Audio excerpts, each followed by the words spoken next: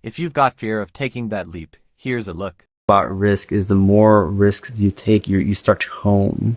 You start Absolutely. to hone in on that authentic voice. Yeah. You start to hone in on that North Star. Yeah. And you make bolder, more confident decisions, I guess, the more risks you take. My TED Talk is about taking risks, and I use the metaphor of jumping off cliffs. One of the things I realized is that I reached a point after a couple of jumps, there was something that no one could take away from me.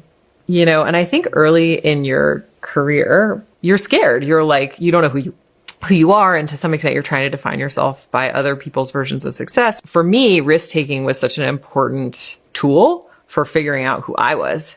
And to some extent, getting a confidence that I know I'm good at stuff. Yeah. And even if I fail, like, it's never going to take away that sort of like intrinsic knowledge that I'm good at things, because I've now been through so many different, like, weird scenarios. This like almost delusional belief of like who we are, and like just that supporting of that person and our belief. I mean, I also just think risk is part of how you deeply get to know yourself. You know, you're not walking up somebody else's stairs. You're kind of like trying to discover what you are and very much also what you're not. And in the process of that, you sort of develop that intrinsic sense of like, this is who I am, this is who I'm not. And to your point about like narrowing, like that then becomes much more clear about like, okay, this is what matters to me and like where I want to go.